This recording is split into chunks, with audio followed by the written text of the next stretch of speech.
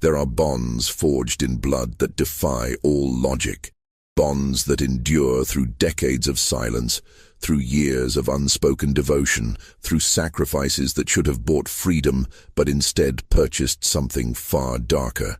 What happens when a man spends 20 years saving another man's life, only to discover that gratitude has an expiration date, that loyalty can be measured in dollars, that the moment death arrives, even the most sacred debts are forgotten? This is not a ghost story. There are no spirits here, no supernatural forces reaching from beyond the grave. This is something worse, a true account of human nature at its most complex and disturbing. A story about debt and dependency, about promises made and broken, about two men whose lives became so intertwined that neither could exist without the other, even as the very foundation of their bond was built on ownership, on slavery, on the brutal reality that one man could be property and savior simultaneously. Before we descend into this tale that has haunted North Carolina for over a century and a half, if you're drawn to stories that reveal the darkest corners of American history, stories where the real horror comes not from the supernatural, but from the choices people make, subscribe to the channel and activate notifications. Because what you're about to hear will stay with you long after the last word is spoken.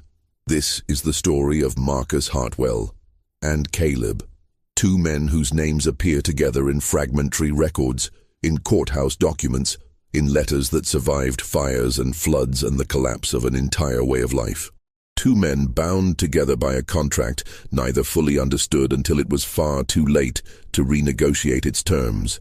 The story begins in 1842, but to truly understand it, we need to go back further, to 1818, when Caleb was born in a cabin on the Hartwell plantation, 3 miles from the Cape Fear River in southeastern North Carolina.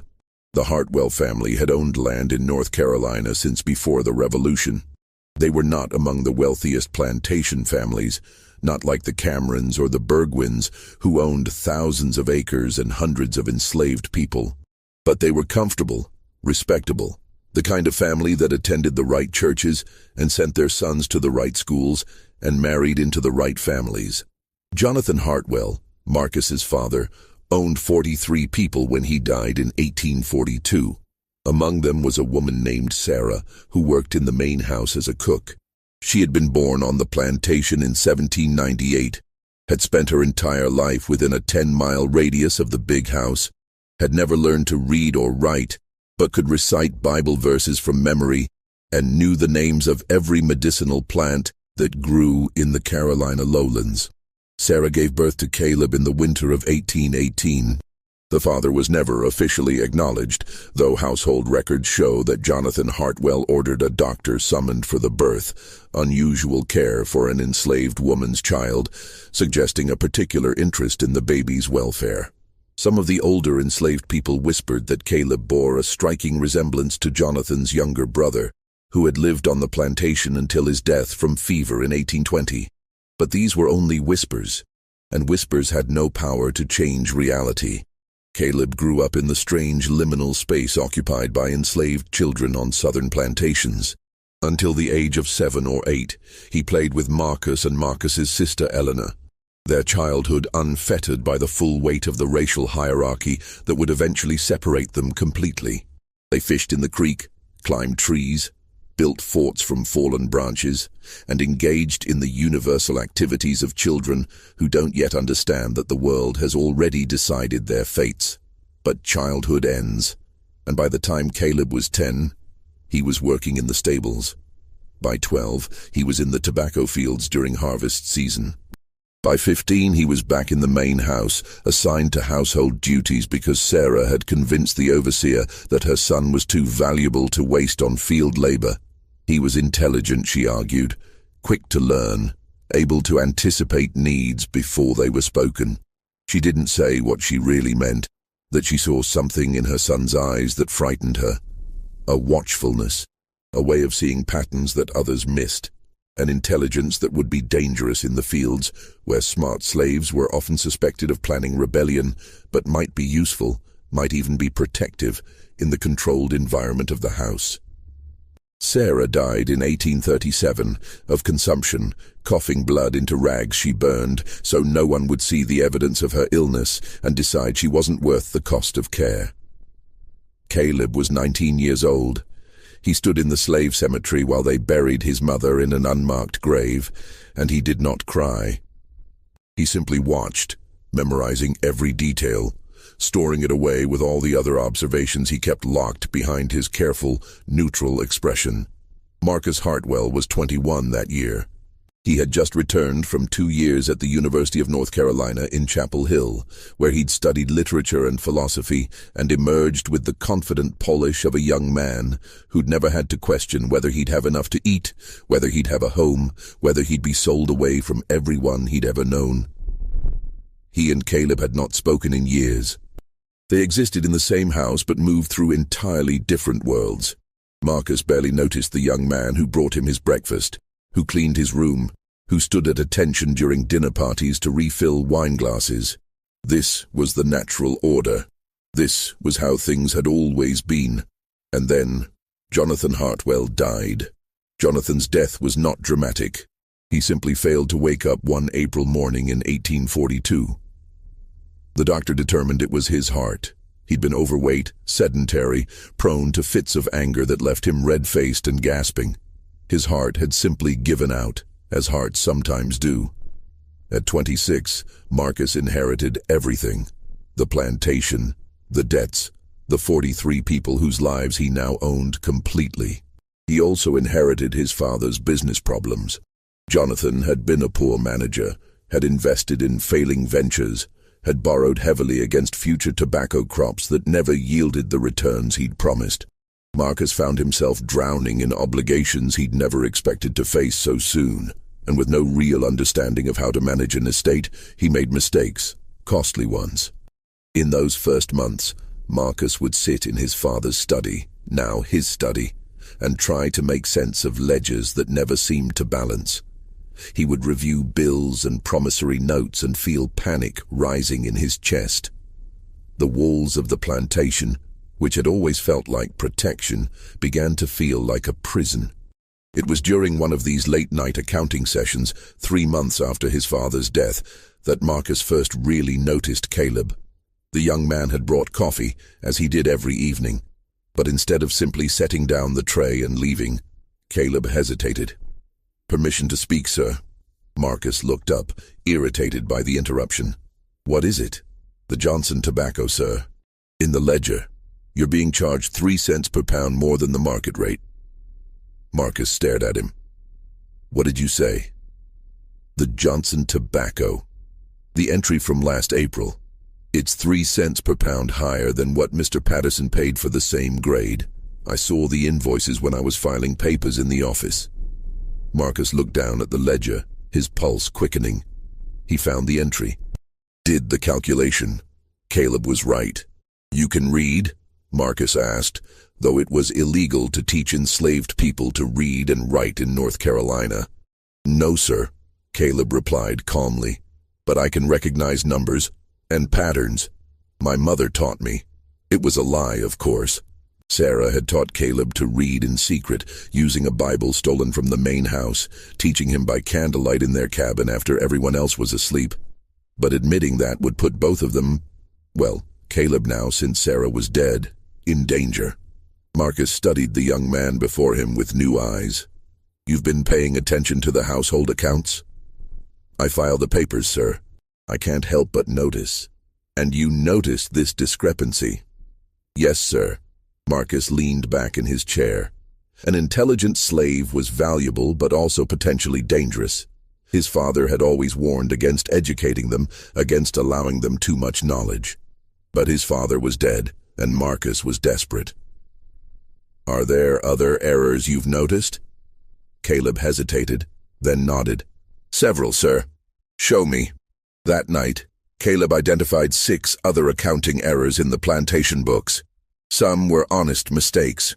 Others appeared to be deliberate fraud by suppliers or traders who assumed the young, inexperienced Marcus wouldn't notice.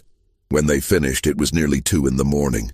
Marcus sat in silence, overwhelmed by the realization that this slave, this man he'd barely acknowledged for years, had been quietly observing, analyzing, understanding the business of the plantation better than Marcus himself. "Why didn't you say something before?" Marcus asked. Caleb met his eyes. "It wasn't my place, sir." "No, I suppose it wasn't." Marcus paused. "But I'm making it your place now. From now on, you'll assist me with the accounts. Quietly. I don't want the overseer or anyone else knowing, but I want you to review the books and tell me what you see. Can you do that?" "Yes, sir." "Good. Now get out." Caleb left. Marcus remained in the study, staring at the ledgers, feeling the first stirrings of something he couldn't quite name. Not friendship. That would be impossible. Not even respect, exactly. But a recognition, an acknowledgement that this man whose life he owned might be more than just property. It was a dangerous thought, and Marcus pushed it away. But the arrangement continued. Over the following weeks, Caleb's observations saved Marcus thousands of dollars. He identified fraudulent charges, negotiated better rates with suppliers, through Marcus, of course, a slave couldn't negotiate directly, and helped Marcus understand the seasonal rhythms of tobacco farming that his father had never properly explained. Catherine Bennett entered Marcus's life that summer. She was 19, the daughter of a prominent Charleston merchant, visiting relatives in Wilmington when she and Marcus met at a church social. She was lovely in that particular way Southern women of that era were expected to be lovely. Demure, well-mannered, educated just enough to be interesting, but not so much as to be threatening. Marcus courted her with the intensity of a man who needed something stable in his life, something that made sense when nothing else did. They were engaged by autumn and married in December 1842, in a ceremony that depleted what little savings Marcus had left. Catherine moved into the Hartwell plantation with expectations formed by romantic novels and her mother's advice. She expected to be mistress of a grand house, to host parties and manage servants, and live the gracious life she'd been raised to anticipate. What she found instead was a struggling estate. A husband who spent every evening locked in his study with accounting books, and a strange, unsettling dynamic between Marcus and his house slave that she couldn't quite understand but instinctively disliked. She noticed how Marcus listened when Caleb spoke, really listened, with an attention he rarely gave her. She noticed how Caleb moved through the house with a quiet confidence that seemed inappropriate for his station. She noticed the way they communicated sometimes without words, a glance or gesture conveying meaning that excluded everyone else in the room. Catherine said nothing at first. She was too newly married, too unsure of her position. But she noticed, and she filed those observations away with the same care that Caleb filed business papers, storing them for later use. The summer of 1842 brought heat that seemed to press down on the plantation like a physical weight. The tobacco plants wilted despite constant watering. The enslaved workers moved slowly through the fields. Conservation their strength, trying not to collapse from heat exhaustion.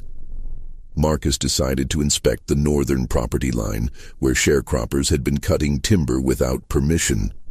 It was July 15th, a Wednesday, the hottest day of the year. And this was when everything changed. Marcus rode out alone that morning despite the overseer's recommendation that he take someone with him. He was 26 years old and still believed that youth conferred invincibility, that nothing truly bad could happen to him because nothing truly bad had ever happened to him before. The property line ran along a marshy area near the river, where cypress trees grew in water dark as coffee and Spanish moss hung from branches like the hair of drowned women. It was beautiful in a melancholy way, and also treacherous. The ground was soft, unpredictable. Snakes nested in the undergrowth. Marcus dismounted to examine a tree that showed signs of recent cutting. He was bent over, studying the axe marks, when his horse whinnied and stamped nervously. He looked up just in time to see the cottonmouth emerging from the undergrowth. The eastern cottonmouth is a pit viper, identifiable by its white mouth which it opens wide when threatened, hence the name. Its venom is hemotoxic, destroying red blood cells and causing tissue damage. A bite is rarely fatal to a healthy adult, but rarely is not the same as never. The snake struck at the horse's leg. The horse reared. Marcus was thrown backward, landing hard in mud and water. The impact stunned him, driving the air from his lungs. He lay gasping, disoriented, as the snake turned its attention to this new threat. Time slowed in the way it does in moments of extreme danger. Marcus saw the snake coiling, saw its mouth opening to display that distinctive white interior, saw it gathering itself to strike. And then Caleb was there. Later, Marcus would not be able to explain how Caleb had arrived so quickly. He had ridden out alone. Caleb should have been back at the house, attending to his duties. But somehow he was there, moving faster than Marcus had known a person could move, bringing a fallen branch down on the snake with precision that killed it instantly. Caleb dragged Marcus out of the mud, examined him quickly. "Are you bitten, sir?" "No, I don't think so."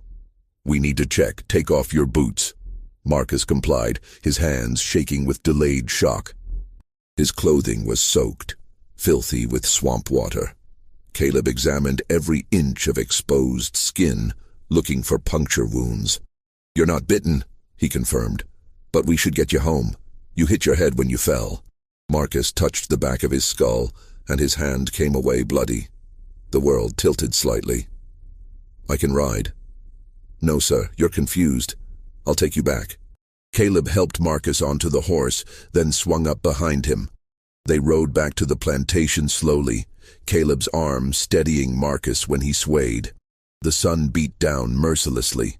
By the time they reached the house, Marcus was half delirious, muttering about snakes and mud and Caleb's impossible appearance. Dr. Cross was summoned from Wilmington. He cleaned the head wound, which was deeper than it had first appeared, and declared that Marcus had suffered a concussion. Bed rest. Quiet. No stimulation. It was Catherine who explained what had happened, standing by Marcus's bedside as he drifted in and out of awareness. "The slave boy followed you," she said, her voice carrying an edge Marcus was too injured to identify. "He told the overseer he had a feeling you shouldn't be alone, that something was wrong. The overseer told him to get back to work, but he followed anyway. Apparently he does that. Follows you when you go out riding." Marcus closed his eyes. "He saved my life." "Yes, he did." Catherine's tone was unreadable. "The doctor says if the snake had bitten you that far from the house, you might not have made it back in time for treatment. I need to thank him. You own him, Marcus.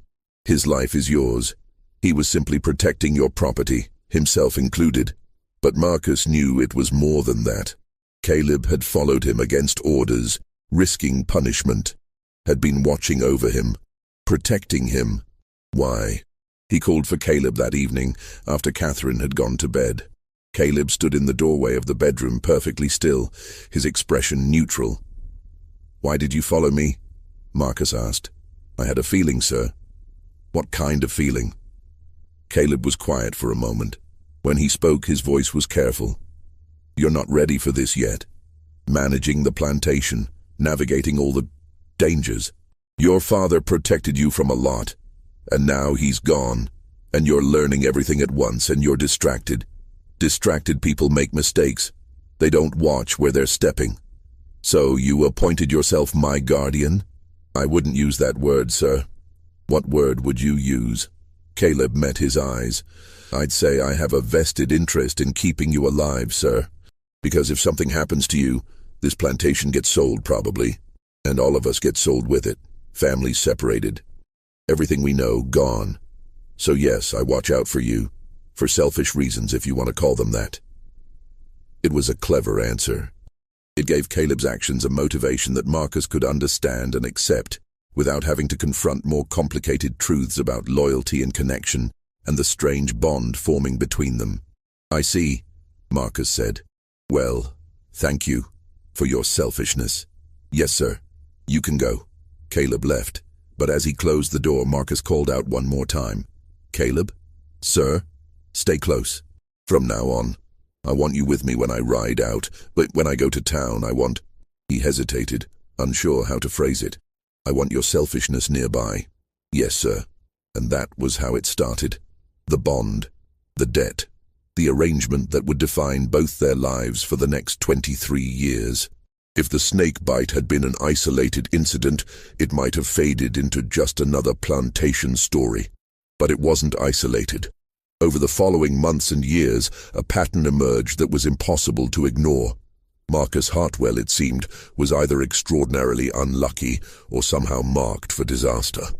October 1842. A fire broke out in the tobacco barn at 2 in the morning. The cause was never determined. Perhaps a lantern left burning, perhaps smouldering tobacco, perhaps deliberate arson by someone with a grudge against the Hartwells. Whatever the cause, the result would have been catastrophic if Caleb hadn't smelled the smoke. He woke the entire house, organized the enslaved workers into fire brigades, and helped Marcus coordinate the effort to contain the blaze. They lost 40% of that season's tobacco crop, but the main house was saved, and more importantly, no one died.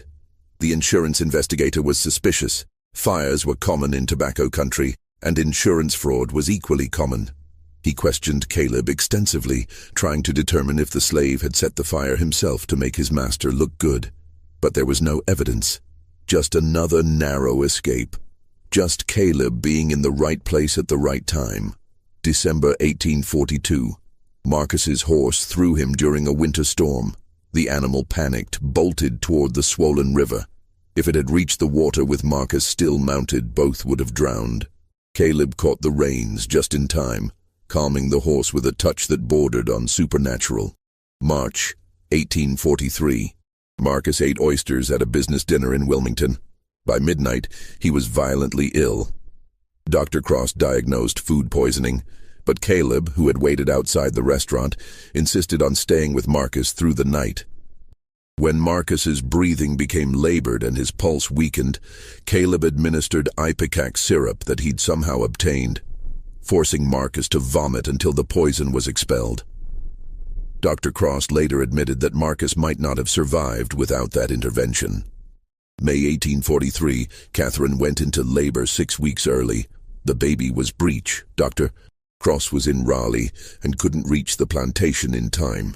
It was Caleb who rode through a thunderstorm to fetch a midwife from a neighboring plantation, a free woman of color named Ruth, who had delivered hundreds of babies and knew techniques that most white doctors dismissed as folk medicine.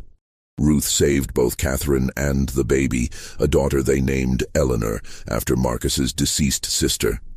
Catherine hated that she owed Caleb for her life and her daughter's life. Hated the way Marcus looked at Caleb with something approaching awe. Hated the debt that grew larger with each incident. By 1844, the pattern was undeniable. Marcus was alive because of Caleb, not once, but multiple times. And with each rescue, with each narrow escape, the bond between them deepened in ways that made everyone around them uncomfortable. The other enslaved people noticed. They called Caleb the Shadow and kept their distance. Some thought he had special powers, was protected by spirits. Others thought he was simply too smart for his own good and would eventually pay for standing out. The white neighbors noticed too. They whispered about Marcus's dependence on his slave, about how unnatural it was, how it undermined the proper order of things. A man who can't protect himself without a slave's help is no man at all. One neighbor said at a dinner party in 1845, loud enough for Marcus to hear. Marcus's response was cold. A man who can't recognize value in another human being, regardless of their station, is a fool, and I don't do business with fools. The neighbor found himself shut out of Marcus's business dealings. The message was clear. Criticize Caleb, and you made an enemy of Marcus Hartwell. It was power of a sort. Strange, inverted power that didn't follow the established rules. Caleb was still enslaved, still property, still had no legal rights. But within the ecosystem of the Hartwell plantation, he wielded influence that transcended his legal status. And Marcus seemed not to notice how unusual this was. Or perhaps he noticed and simply didn't care. In 1846, Marcus made Caleb a promise. They were in the study late at night, reviewing accounts as had become their habit. Marcus had been drinking, not heavily but enough to loosen his tongue. "You've saved my life 4 times now," Marcus said, staring into his whiskey glass. "4 times I should have died, and didn't, because you were there. Just doing what needs doing, sir. No, it's more than that. Marcus struggled to find words. "You're keeping me alive, Caleb, deliberately, constantly, as if it's your purpose." "Maybe it is, sir. But why? What do you get from it?" Caleb was quiet for a long moment. "What do you want me to get from it?" The question hung in the air between them, laden with unspoken possibilities. "Freedom," Marcus said finally. "You should get your freedom. That's what this is about, isn't it? You're earning it." "I'm not earning anything, sir. I'm property. Everything I do belongs to you automatically." "But it shouldn't." Marcus leaned forward, his eyes intense. "I'm going to make you a promise, Caleb. For every year you stay with me, for every year you remain loyal, I'm going to set aside money. $200 per year. When you've earned enough, when you've proven yourself beyond any doubt, I'll give you manumission papers and the money I've saved. Enough to start a life as a free man. Do you understand?"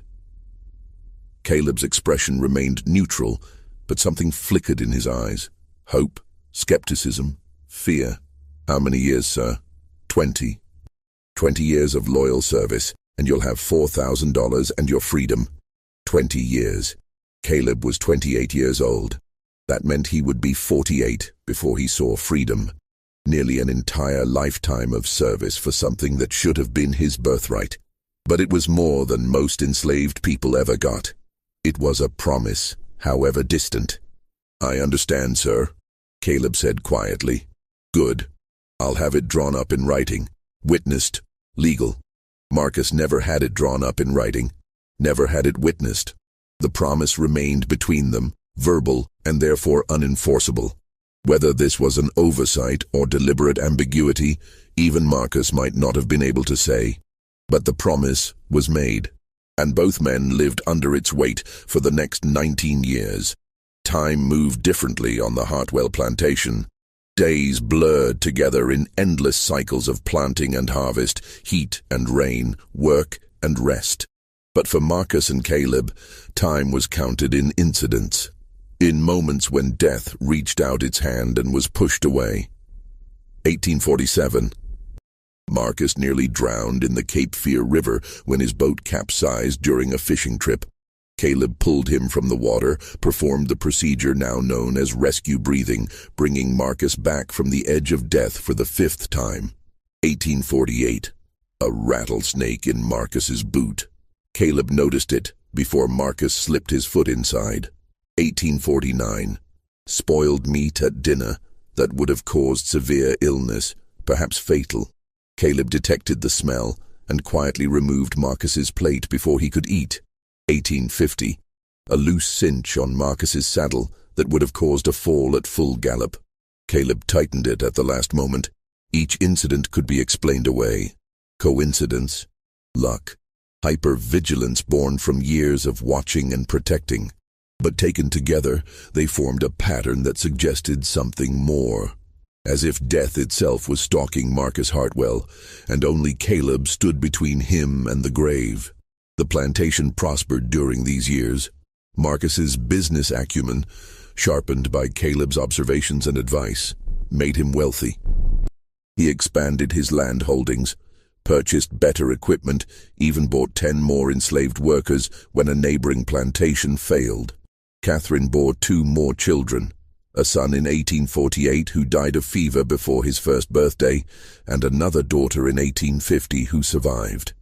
The grief over their son's death drove a wedge between Marcus and Catherine that never fully healed. She blamed him for working too much, for caring more about the plantation than his family. He blamed her for smothering the child, for not calling the doctor soon enough. Neither blamed the fever that had killed thousands of children throughout the South. They needed someone to blame, and they chose each other. In truth, Marcus was retreating into his relationship with Caleb. Not sexually, there's no evidence of that kind of intimacy, but emotionally. Caleb was the one person who understood the pressure Marcus felt, the constant weight of responsibility, the fear that everything could collapse at any moment. Caleb became Marcus's confessor, his advisor, his protector, his friend. Though Marcus would never have used that word, because friendships implied equality and that was impossible between master and slave. But what else could you call a relationship where one man trusts another with his life repeatedly? Where they spend hours together each day, discussing problems and solutions? Where they develop a shorthand communication that excludes everyone else? Catherine watched this bond deepen with growing resentment. She tried to discuss it with Marcus once in 1851. "It's not natural," she said. "The way you depend on him, the way you listen to him. People talk, Marcus. Let them talk. They say you value a slave more than your own family. They don't understand. And then help me understand. Explain to me why you spend more time with Caleb than with your own wife and children." Marcus looked at her with eyes that held both frustration and something like pity. "He's saved my life 7 times, Catherine. 7 times. Without him, you'd be a widow. Our children would be orphans. Everything we have would be gone. How can I not value that? You could free him. If you're so grateful, give him his freedom and let him go." "I will, when the time is right." "When? When is the time ever right to do the right thing?" Marcus had no answer, because the truth was that he couldn't imagine his life without Caleb. The protection, yes, but also the companionship, the understanding, the presence of someone who saw him clearly and stayed anyway. He was addicted to being saved, and Caleb was his salvation. 1852 brought drought and tension. The tobacco crop suffered. Neighboring plantations began selling their enslaved workers to cover debts. The mood throughout North Carolina was uneasy, as whispers of secession and war began to circulate among plantation owners who feared northern interference with their way of life. In August of that year, the 8th life-saving incident occurred. Marcus was inspecting tobacco plants in the southern field, chewing on hard candy to ward off hunger pangs. The piece of candy, lemon-flavored, imported from Charleston, lodged in his throat with sudden violence. He couldn't breathe, couldn't call for help. His vision began to blur as oxygen deprivation set in. He fell to his knees, clawing at his throat. Caleb ran from 50 yards away, moved behind Marcus, and performed what we now call the Heimlich maneuver, though it wouldn't be formally named for another 100 years.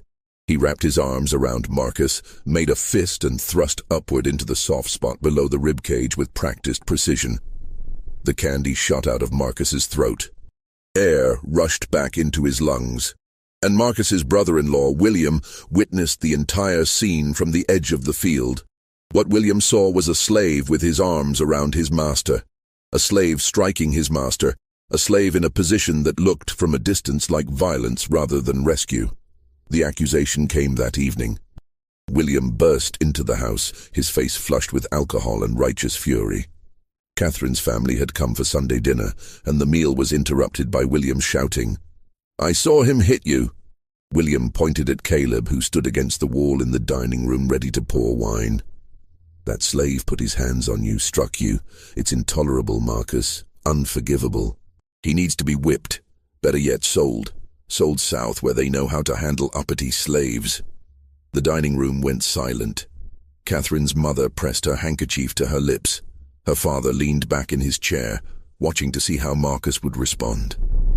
Marcus stood slowly. His voice, when he spoke, was dangerously quiet. "He saved my life. For the 8th time. I was choking. Without his intervention, I would have died in that field, and you want me to punish him for it? He put his hands on you. To save me. It doesn't matter. The principle, Marcus interrupted, is that I'm alive because of him. Again. And if you ever suggest harming him, you will never set foot on my property again. You or anyone else in your family." Catherine gasped. Her mother began to cry. Her father's face darkened with anger. "You're choosing a slave over your own family," William said incredulously. "I'm choosing life over death. I'm choosing reason over prejudice. I'm choosing... Marcus stopped himself before he said something even more damaging. Get out. All of you, get out of my house. They left. Catherine's family did not visit the Hartwell plantation again for 5 years, and the story spread throughout the county. Marcus Hartwell had publicly defended a slave against his own kin. The social consequences were immediate and severe. Invitations stopped arriving. Business relationships cooled. Catherine was excluded from ladies' societies. Their daughters found themselves snubbed by other plantation families. Marcus had violated an unspoken rule that white solidarity always took precedence over relationships with enslaved people, no matter the circumstances. But Marcus didn't apologize, didn't try to mend fences. He simply retreated further into the insular world of the plantation with Caleb at his side. Then that night, alone in his study, Marcus pulled out a ledger he kept in a locked drawer. In it, he'd been recording each life-saving incident in careful detail. July 15th, 1842, Cottonmouth snake, river property. October 3rd, 1842, fire in tobacco barn. December 12th, 1842, horse bolted toward river. March 8th, 1843, poisoned oysters. Wilmington. May 22, 1843, Catherine's difficult labor. And so on, through 8 entries now. He added a 9th line, August 17th, 1852, choking, southern tobacco field. Then he did something he'd never done before. He calculated the monetary value of his own life. If he died in 1842, Catherine would have inherited a debt-ridden plantation worth perhaps $20,000. But because he'd lived, because he'd had 16 more years to build and expand and prosper, the plantation was now worth over $80,000. Caleb had, through his interventions, generated $60,000 in value, and Marcus had promised him $4,000 for 20 years of service. The math was obscene. The disparity was staggering. Marcus closed the ledger and locked it away. Some calculations were too uncomfortable to dwell on. The 1850s passed in a haze of mounting tension. The Kansas-Nebraska Act. Bleeding Kansas. The Dred Scott decision. John Brown's raid on Harper's Ferry. Every event pushed the nation closer to war, and everyone knew it. Marcus continued to prosper, even as the social costs of his dependence on Caleb grew. He became an outsider among his own class, too unconventional in his treatment of slaves to be fully trusted, too successful to be completely ostracized. Caleb aged into his 40s. His hair began to gray at the temples. Lines formed around his eyes from decades of watching, waiting, protecting. He moved through the house like a ghost, always present but never intrusive, seeing everything and saying little. The other enslaved people on the plantation regarded him with a mixture of awe and resentment. He had privileges they didn't have. Better food, private quarters, the master's ear. But he also had a burden they didn't share, the constant responsibility of keeping Marcus alive. Some wondered if Caleb resented his role, if he ever considered not saving Marcus, if he ever fantasized about letting the next snake bite connect, the next horse bolt unchecked, the next meal go untested. If he did, he never showed it. 1856, 9th life saved. A tree branch broke during a storm, would have struck Marcus's head. Caleb pushed him aside at the last second. 1857, 10th life saved. Infected wound from a cut, not treated properly. Caleb recognized the signs of blood poisoning and forced Marcus to send for the doctor before it was too late. 1858, 11th life saved. Financial disaster averted when Caleb noticed discrepancies in a business contract that would have bankrupted the plantation. 1859, 12th life saved. Runaway cart in Wilmington heading straight for Marcus. Caleb pulled him out of the way. 1860, 13th life saved. Marcus fell through rotted floorboards in the tobacco barn, would have broken his neck. Caleb was somehow there to catch him. Each incident reinforced the pattern, each one added to the debt. Each one made it more impossible to imagine how their arrangement could ever end. Because by now, both men understood a terrible truth.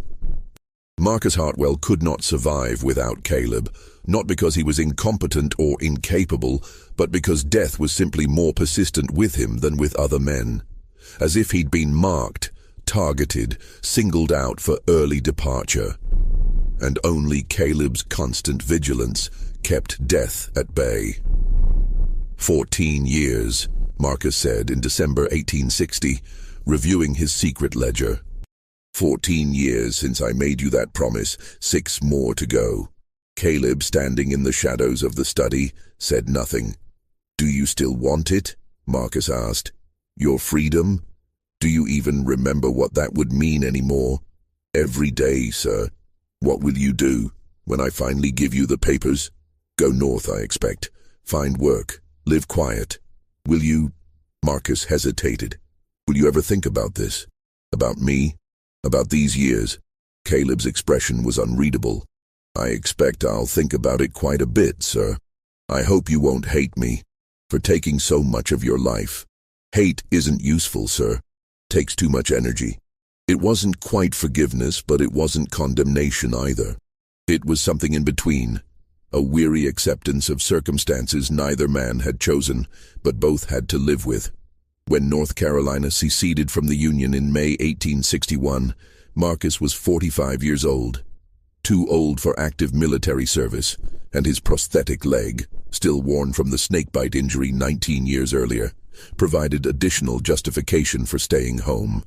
But the war came to him anyway. Confederate conscription took the plantation's overseer and several of the younger enslaved men. Food became scarce as the Confederate Army commandeered crops. The Union blockade strangled trade. The value of Confederate currency plummeted, and enslaved people began running away. It started with small numbers. 1 or 2 people disappearing in the night, heading toward Union lines in coastal North Carolina. Marcus didn't pursue them. He told himself it was because he couldn't afford to hire slave catchers, but the truth was more complicated. He was tired of the system, tired of owning people, tired of everything except his strange, codependent bond with Caleb. By 1862, nearly half the plantation's enslaved workers had fled. The tobacco fields lay fallow. The main house began to show signs of neglect. Catherine had taken their daughters to Charleston in early 1861, ostensibly to stay with her sister until the war ended. She wrote occasionally, brief, formal letters that conveyed information but no warmth. Marcus understood that his marriage was over in all but name. Catherine would not return, not while Caleb remained, not while Marcus continued to choose his slave over his family. In September 1862, the 15th life-saving incident occurred. Deserters from both armies roamed the countryside, desperate men who'd abandoned their units and now survived by theft and violence. One night, 6 of them attacked the Hartwell plantation. They wanted food, horses, anything valuable. They would have burned the main house and killed everyone inside if Caleb hadn't heard them approaching. He woke Marcus, organized the remaining enslaved workers, distributed the few rifles Marcus kept. They held off the deserters until dawn, when the attackers finally fled.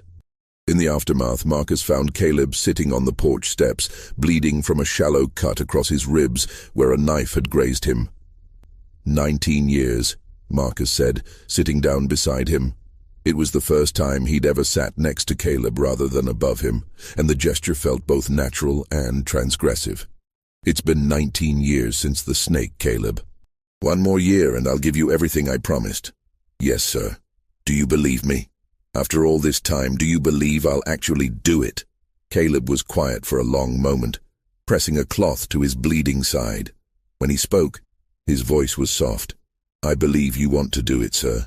I believe you mean it when you say it. Whether you'll actually be able to let me go? He shrugged. That's a different question. I will, I swear it. We'll see, sir.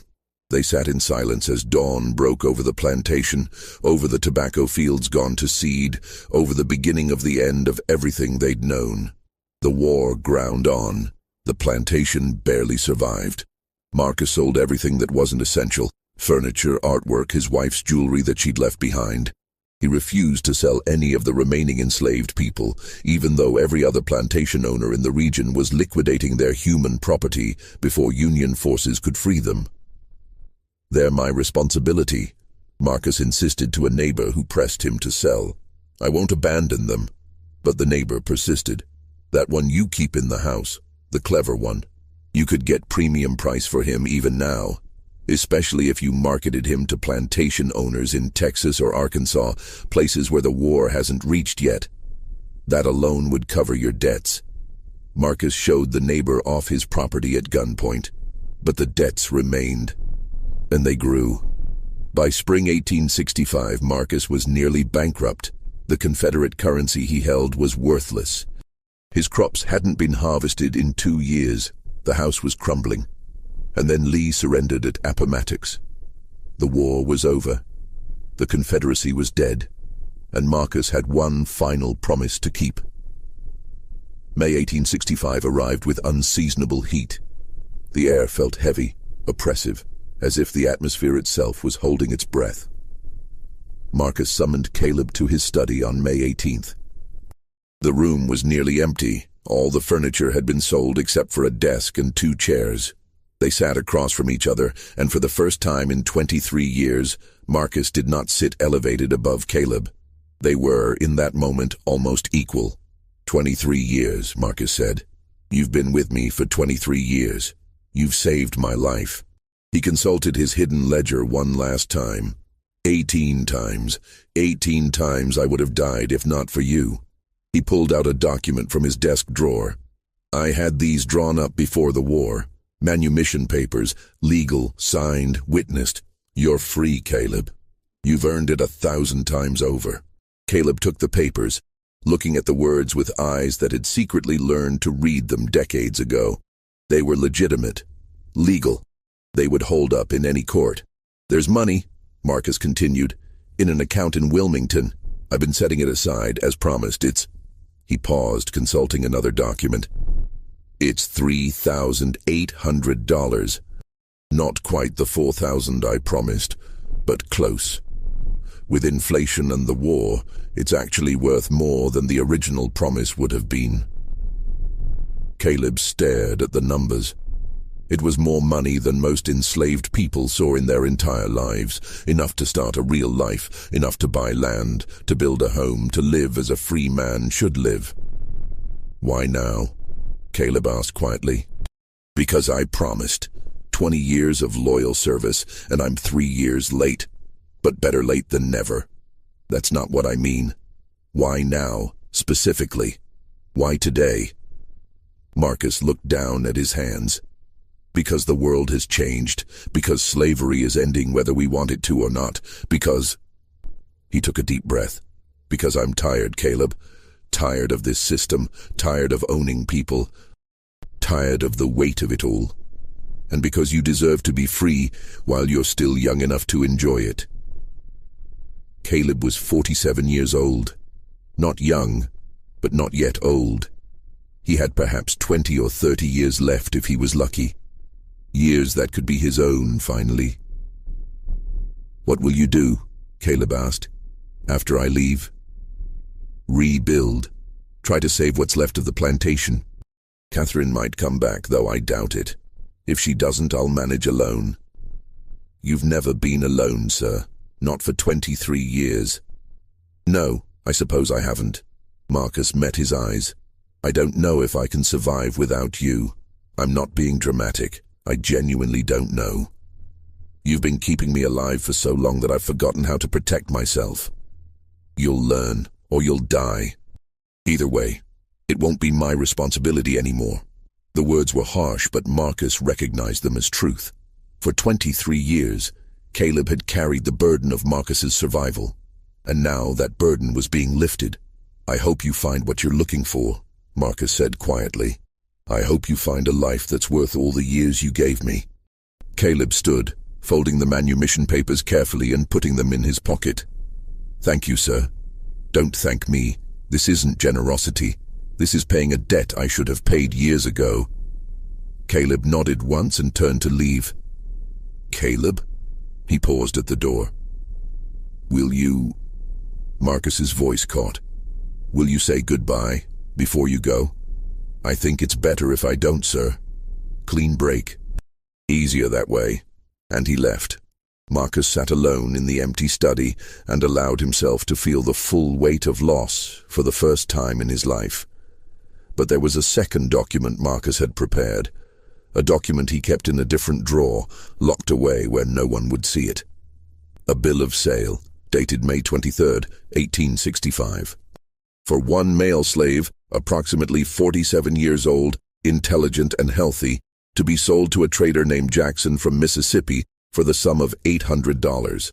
Marcus had arranged the sale weeks earlier, even as he was preparing Caleb's manumission papers. The correspondence with Jackson was meticulous. Negotiations over price, descriptions of Caleb's capabilities, agreements about payment and transfer. The sale was scheduled for May 23rd, 5 days after Marcus planned to give Caleb his freedom. Why? Why would Marcus free Caleb with one hand and sell him with the other?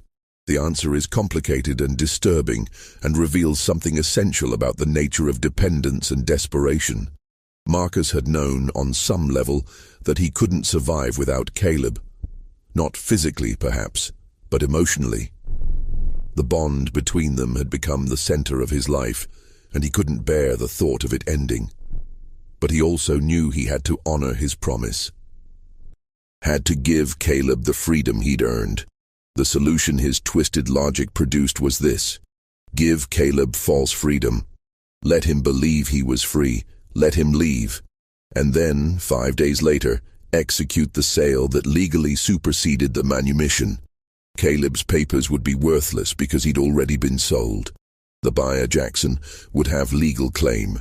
Caleb would be captured, returned to slavery, and Marcus's conscience would be salved because technically he had freed Caleb. It just hadn't worked out. It was a betrayal of staggering magnitude. A final act of selfishness from a man who'd spent 23 years taking and taking and taking from someone who had every right to hate him, but had instead saved him, repeatedly, without question.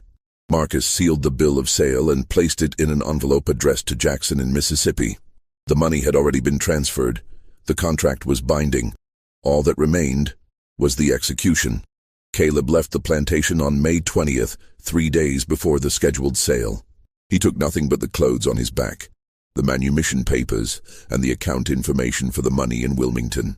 Marcus watched from an upstairs window as Caleb walked down the long drive toward the main road, watched until he was out of sight, and then sat down on the floor of his empty bedroom and cried. For the first time in his adult life, Marcus Hartwell was completely alone, and something shifted in him. Something broke, or maybe something was finally released. He went to his desk, retrieved the sealed envelope containing the bill of sale, looked at it for a long time, and then he burned it.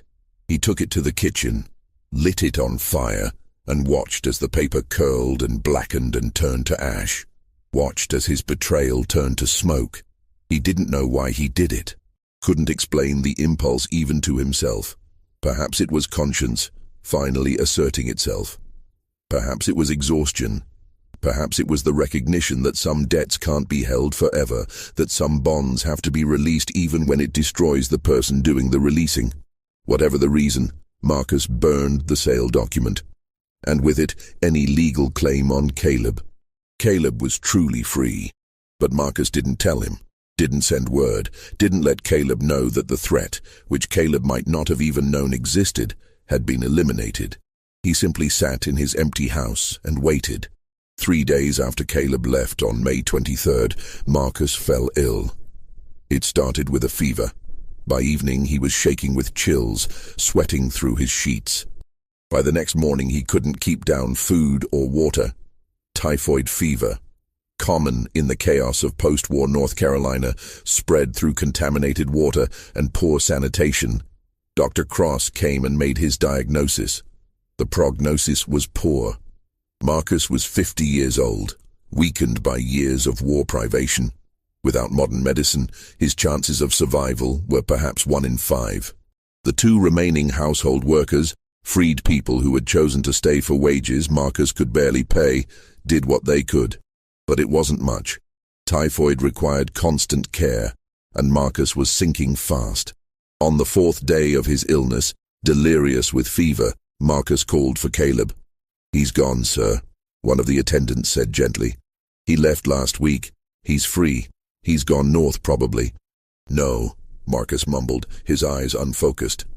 "No, he wouldn't leave. He knows I need him. He always knows. He'll come. He'll save me. He always saves me." But Caleb didn't come. Why would he? He was free. He had his papers, his money. He had a whole life waiting for him somewhere far from the plantation that had held him for 47 years. Unless Caleb had never left. Unless he'd been there the whole time, watching, waiting. The theory that has been passed down through generations of local families is this: Caleb didn't go north. He stayed in the area, hiding in the woods near the plantation. He was there when Marcus burned the bill of sale. Was there when Marcus fell ill. Was there watching as Marcus called for him repeatedly. And Caleb made a choice. For 18 times he had saved Marcus's life, had stepped between him and death again and again, had carried the burden of his master's survival for 23 years. Now, finally, he had his freedom, and Marcus was dying, calling for him, needing him one more time. Caleb could have saved him. One more time. One final rescue. Instead, he watched, and he let Marcus die. Not through violence, not through poison or suffocation or any direct act, simply through absence, through the withdrawal of protection that had been extended for so long. It was the ultimate revenge. Not murder, but permission. Permission for death to finally take the man it had been reaching for since 1842. Or perhaps it wasn't revenge at all. Perhaps it was mercy. Releasing Marcus from his dependence, releasing himself from the obligation that had defined his entire adult life. Perhaps it was simply a man choosing himself, finally, after decades of choosing someone else. We'll never know, because Caleb never told anyone. He disappeared after May 23, 1865, and was never seen again in North Carolina. Marcus Hartwell died on May 23, 1865, at 3 in the afternoon. Dr. Cross recorded the cause of death as typhoid fever. The funeral was small, just Dr. Cross, the 2 household workers, and a minister who barely knew Marcus. Catherine was notified but didn't arrive in time for the burial. She came a week later to handle his estate, which consisted of mostly debts and a crumbling house. It was Catherine who found Marcus's private ledger, the one where he'd recorded every life-saving incident. 18 entries, each one dated and described, and on the final page, a note in Marcus's handwriting, written shortly before he fell ill. "I freed him. I should have freed him 20 years ago, but I freed him. And now he's gone, and I'm alone. And I understand finally that this was always how it had to end. He gave me 23 years I didn't deserve. He kept me alive long enough to learn that being alive isn't the same as having a life worth living. I hope he finds happiness. I hope he never thinks of me again. I hope he lives to be 100 and spends every day grateful that he survived me. I don't expect forgiveness. I don't deserve it. But I hope he knows that in the end, I did the right thing. It just took me far too long to do it." Catherine also found correspondence from a slave trader named Jackson, letters negotiating the sale of Caleb. But she found no bill of sale, no completion of the transaction, just negotiations that seemed to have ended abruptly. She hired investigators to find Caleb, to warn him, to make sure he was safe, to perhaps even offer additional compensation as a kind of posthumous apology from Marcus. But Caleb had vanished completely. The money in the Wilmington bank account was never withdrawn. The account sat untouched for years, until the bank finally claimed it for uncollected funds. Either Caleb never tried to access it, or he'd moved far enough north that returning to Wilmington was impossible. Or perhaps he didn't want the money. Perhaps that would have felt too much like payment for something that shouldn't have required payment. Perhaps he wanted to build his new life entirely on his own terms, without Marcus's money anchoring him to the past. The plantation was sold in 1866. Catherine returned to Charleston with her daughters and eventually remarried. She died in 1891, taking whatever additional knowledge she had about Marcus and Caleb to her grave. The new owner of the plantation turned it into a lumber operation. The main house burned down in 1874. Local legend says it was arson, set by former enslaved people who didn't want the place standing as a monument to their suffering. Nothing remains of the Hartwell plantation now except some foundation stones and a historical marker that mentions the family in passing. But the story survived. Over the years, different versions emerged. Some said Caleb escaped to Philadelphia, where he lived under an assumed name and eventually died a free man in 1910, 92 years old, surrounded by children and grandchildren who never knew he'd been born into slavery. Others said he never left North Carolina, that he lived in the woods, a hermit, haunted by the memory of Marcus calling for him, that he died in the 1880s and was buried in an unmarked grave somewhere in the Cape Fear River basin. The darkest version, whispered but never confirmed, said that Caleb was caught by slave catchers despite his manumission papers. That Jackson the trader had somehow found him and claimed him anyway, using forged documents. That Caleb died in Mississippi in 1867, still enslaved despite everything. But the most persistent version, the one that has become part of local folklore, is the one about choice. That Caleb stayed near the plantation those final days. That he heard Marcus calling for him. That he stood in the woods, listening to his former master beg for help one last time. And he chose to walk away, not out of hatred, not even out of revenge, but out of a simple, profound understanding that he had paid his debt in full, that he had given enough, that he had earned the right to choose himself. If this version is true, and we'll never know if it is, then Caleb's final gift to Marcus was not salvation, but release. The end of the codependent bond that had sustained them both and trapped them both for 23 years. Sometimes the greatest act of mercy is letting someone face their fate alone. Sometimes freedom isn't just about gaining rights.